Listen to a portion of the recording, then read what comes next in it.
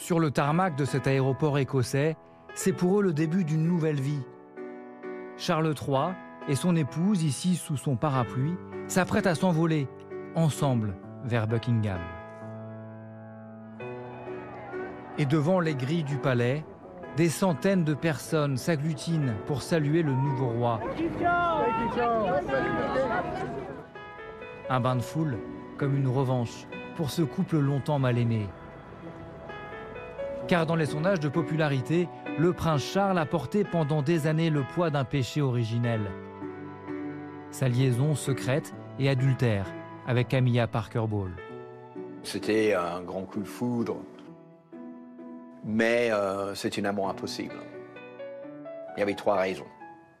1, elle n'était pas de famille aristocratique. 2, elle n'était pas assez belle. Et 3, et beaucoup plus important, elle était plus vierge.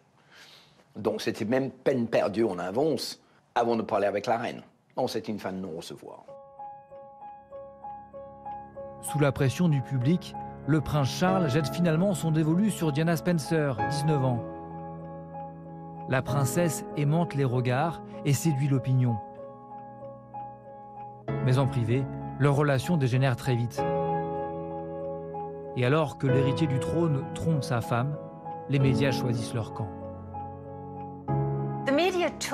Les médias se sont rangés derrière Diana et je pense que c'était en partie une décision commerciale parce qu'une photo de Diana en couverture faisait vendre 200 000 exemplaires de plus. Une photo de Charles n'avait aucun effet.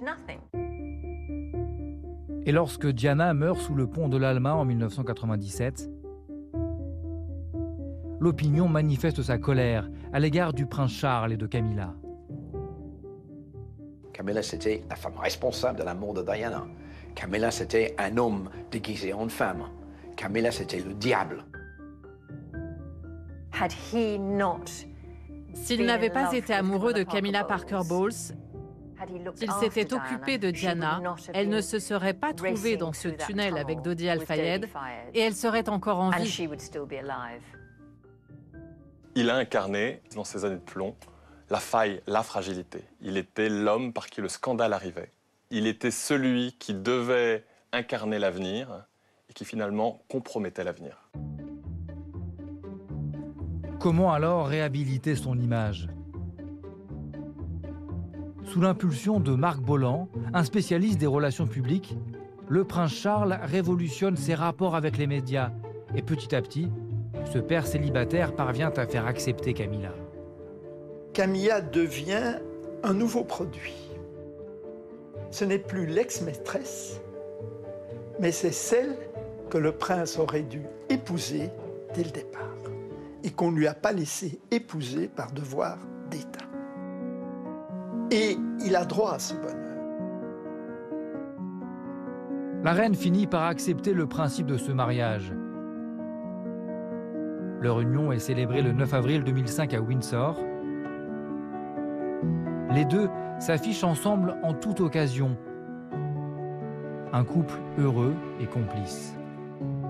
Il s'est décoincé, Charles. Il s'est enfin décoincé, mais il s'est décoincé grâce à Camilla qui a réussi à l'encourager, à le rassurer, alors que jusqu'à présent, il n'était l'objet que de critiques. C'est un survivant, le prince Charles. À 73 ans, quel visage montrera-t-il dorénavant à ces sujets? Lui qui s'est préparé toute sa vie à devenir roi. Un monarque aujourd'hui apaisé, aux côtés de sa femme.